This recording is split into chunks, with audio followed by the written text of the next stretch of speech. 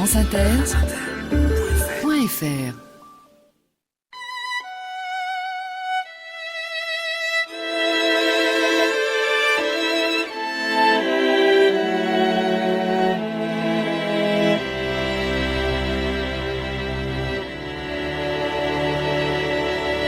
Bonsoir. Aujourd'hui, dans Autant n'emporte l'histoire, George Orwell, 1936, un Anglais en Catalogne. George Orwell, l'auteur bien sûr de 1984, le célèbre roman d'anticipation politique écrit en pleine guerre froide, la peinture d'une société déshumanisée, totalitaire, surveillée par Big Brother. Mais 1984 n'aurait sans doute jamais vu le jour sans 1936, un tournant dans la vie de George Orwell.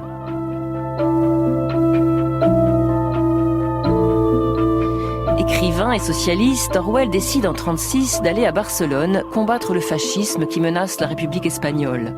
Dans ce combat, il s'engage sans romantisme échevelé, avec simplicité, courage et une bonne dose de lucidité aussi.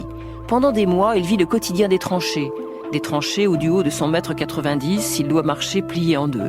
Les vieux fusils, les grenades périmées, la saleté, les poux, les rats. Il rencontre aussi la fraternité avec de simples soldats, la grandeur des gens que l'on dit ordinaires. Mais dans cette aventure, où il manque plusieurs fois de laisser sa peau, George Orwell, l'humaniste, va aussi découvrir le visage hideux de la trahison, du crime commis au nom du bien et du sens de l'histoire. Un face-à-face avec le totalitarisme.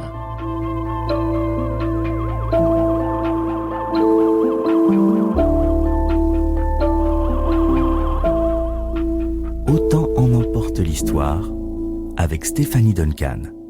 Bruce Bégou, bonsoir. Bonsoir. Vous êtes philosophe et écrivain. Vous avez publié il y a quelques années un petit livre sur George Orwell, de la décence ordinaire. La décence ordinaire, le common decency, le mot anglais, c'est un concept. Je ne sais pas si le mot concept plairait à George Orwell. Enfin, en tout cas, c'est lui qui l'a inventé. Alors, j'espère qu'on aura le temps tout à l'heure pour que vous nous en disiez davantage sur ce concept assez génial. D'abord, Bruce Bégou, qu'est-ce qui vous plaît chez Orwell, ses livres, ses idées ou l'homme ou tout? Je pense que c'est un ensemble, effectivement. C'est un parcours singulier d'un auteur un peu surprenant qui part de la classe moyenne anglaise et qui se retrouve comme ça auprès des ouvriers, des trimards, des républicains espagnols. Lui, au départ, il voulait plutôt être James Joyce ou Miller, l'écrivain américain, et puis il se convertit peu à peu à l'écriture politique et au combat politique. Donc c'est à la fois, disons, l'écrivain, l'artiste, le journaliste, l'homme de conviction qui me plaisent, oui. Bruce Bégou, le vrai nom de George Orwell, c'est Eric Blair. Mais pourquoi prend-il un pseudonyme ? Peut-être pour changer de la personne sociale à la personne artistique. C'était peut-être une tradition anglaise. Et puis Orwell, c'est une petite rivière, donc toujours ce goût des choses ordinaires chez lui. Peut-être un nom plus politique ou poétique. Alors avant d'entrer dans le récit de l'épisode espagnol de la vie d'Orwell, pouvez-vous nous dire qui il est en 1936 justement ? Est-ce qu'il est déjà un écrivain connu ? Connu, pas vraiment. Il commence à être un peu connu. Il a écrit quelques textes. Il vient de faire un reportage social dans le nord de l'Angleterre sur les mineurs, qui n'a pas encore été publié. Mais il n'est pas vraiment encore socialiste. Il est attiré, disons, par l'univers à la fois théorique, mais surtout social. Donc il se cherche un peu, il se tâte et je pense qu'il est dans une période un peu trouble, indécise, et il décide comme ça de partir à Barcelone, non pas dans les brigades internationales, mais il rejoint le POUM, le Parti ouvrier d'unification marxiste.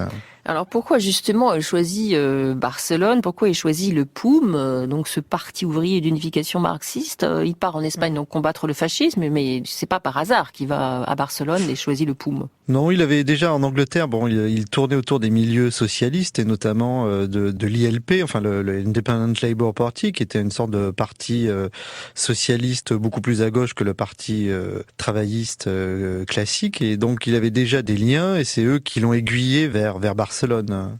1936, donc il faut le rappeler, la République espagnole est menacée par les troupes franquistes qui donc arrivent du sud de l'Espagne.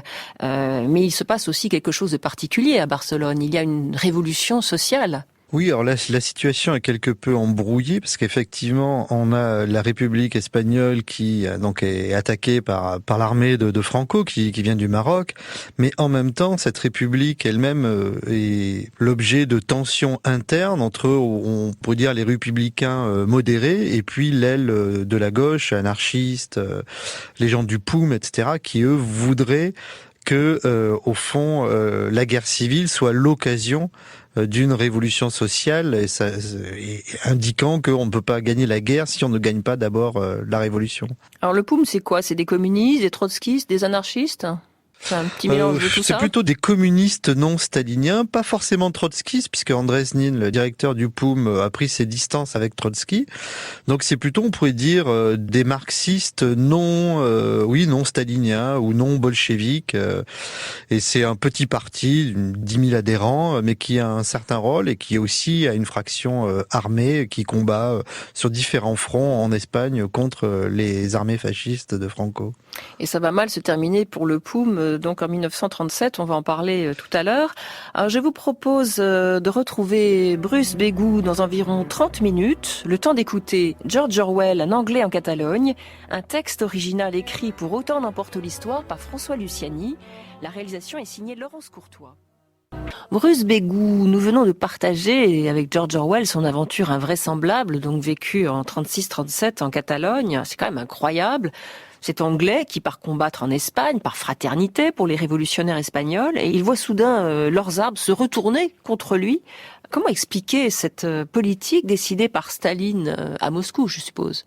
Là, je ne suis pas dans l'esprit de Staline à cette époque-là, donc c'est difficile. Mais en tout cas, ce qui est sûr, c'est que par le biais de sa police politique, GPU, NKVD, il fait un calcul. Ils veulent empêcher une révolution sociale en Espagne pour, au fond, conserver le monopole révolutionnaire. Et puis, il pense que la situation n'est pas propice à cette révolution sociale en Europe, qu'il y a trop de fronts à combattre. Et donc, effectivement, la politique stalinienne est plutôt une politique d'éradication de tout le flanc gauche du Parti communiste, comme elle avait déjà été pendant la révolution d'octobre, où vous avez déjà éliminé, au fond, les anarchistes, non pas ce qu'on appelait les trotskistes à cette époque-là, parce que Trotsky était chef de l'armée rouge, donc il était lui-même partisan de cette politique-là. Donc, c'est quand même une situation invraisemblable que vit George Orwell, de son vrai nom Eric Blair.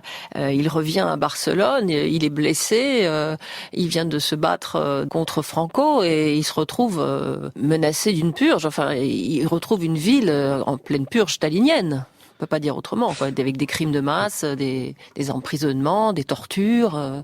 C'est vrai qu'Orwell se retrouve je dirais pas au bon endroit au bon moment, c'est plutôt au mauvais endroit au mauvais moment, mais c'est vrai que lors de sa première permission, il est au début du mois de mai à Barcelone pendant les journées de mai, et ensuite il revient, il est blessé, il revient pendant cette purge, effectivement, le gouvernement catalan profitant des tensions de mai pour basculer encore plus sous la coupe des communistes, donc entreprennent, une véritable purge. On élimine progressivement le POUM, pas la CNT, parce que la CNT est beaucoup plus puissante et beaucoup plus populaire auprès des individus, mais le POUM est déjà une sorte de...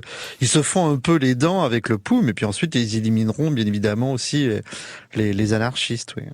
Alors, mais le totalitarisme qu'il découvre, ce n'est pas que ça. Quand George Orwell arrive en Angleterre et qu'il veut écrire pour faire partager ce qu'il vient de vivre, pour alerter l'opinion publique sur la réalité stalinienne en Espagne, eh bien, il se voit opposer, à sa grande surprise, un mur de silence. Les journaux de gauche, les éditeurs refusent de publier son témoignage.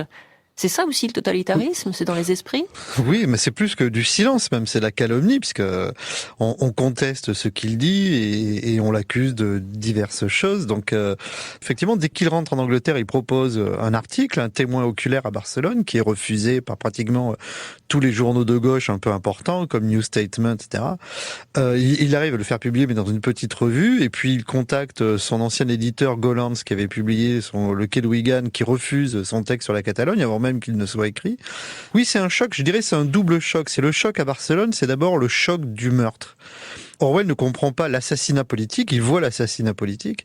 Et le deuxième choc, c'est le mensonge et, au fond, la modification du réel par le biais de la propagande, de la manipulation des faits, de la manipulation des discours. Et donc, il voit les deux aspects du totalitarisme, à la fois l'élimination directe des individus par l'assassinat politique et en même temps la construction d'un discours de propagande, de falsification des faits et de l'histoire qui là l'étonne vraiment, lui nourrit au fond au factualisme. Il faut pas oublier qu'au départ il fait une carrière d'écrivain journaliste et il est fasciné par le réalisme, par les faits, par aller sur le terrain pour nourrir ses textes. Et là, il voit qu'il y a un décalage entre ce qu'il a vu et ce qu'on raconte en Angleterre et ailleurs, ou dans la Pravda, par exemple. Alors, ce qui est beau aussi dans la trajectoire de George Orwell, après sa guerre d'Espagne, il aurait pu revenir aigri, désabusé par l'humanité. Eh bien non, il continue à croire et justement, il veut faire partager, il veut dire la vérité. Et il va écrire 1984, quelques années plus tard, donc ce sera après la guerre. En quoi l'expérience espagnole annonce-t-elle justement ce livre 1984 ? Ben déjà, l'expérience espagnole le convertit véritablement au socialisme. Il hésitait en 36 quand il revient de la guerre d'Espagne. Il est socialiste, il s'inscrit même à l'ILP, l'Independent Labour Party. Et donc là, vraiment, il a un engagement inaltéré et inaltérable de 36 jusqu'à sa mort en vue d'un socialisme non totalitariste. Et je dis ceci parce que certaines interprétations d'Orwell, notamment américaines, à partir de La ferme aux animaux et de 1984, voudraient croire que son anti-communisme en ferait plutôt un penseur libéral. C'est-à-dire, non, il appartient à la gauche anti-totalitaire, anti-stalinienne, et il ne démordra jamais de ses positions. Et 1984, même comme La ferme aux animaux, est déjà, au fond, il a vu sur le terrain. Il faut pas oublier que c'est quand même un empiriste. Il parle, au fond, à partir de l'expérience, et le totalitarisme, il en a fait l'expérience concrète, physique, autour de lui. Et donc, bien évidemment, 1984 est une fiction, mais fiction nourrie à la fois par ses lectures, Borkenau, etc., Zamiatin, aussi d'autres écrivains qui avaient déjà écrit un peu sur ces thèmes-là, mais aussi nourrie de son expérience et notamment de la trahison. Le personnage de Goldstein, par exemple, dans 1984, est peut-être une référence à Andrés Nin, etc. Donc effectivement, c'est une expérience malheureusement nourricière pour lui. Oui. Alors, l'œuvre la plus célèbre d'Orwell est 1984, donc on vient de le dire, un roman d'anticipation politique, mais Orwell, on le sait moins, il a écrit aussi beaucoup de petits textes ou des articles consacrés à des choses en apparence insignifiantes, les amours des crapauds, il a écrit sur des bouquets de roses, enfin des choses qui ont l'air un peu idiotes, mais en fait c'était des choses très importantes pour lui justement de parler de choses ordinaires. Comment expliquer aussi ce concept de décence ordinaire que avait développé Orwell? Vous pouvez nous expliquer un peu ça?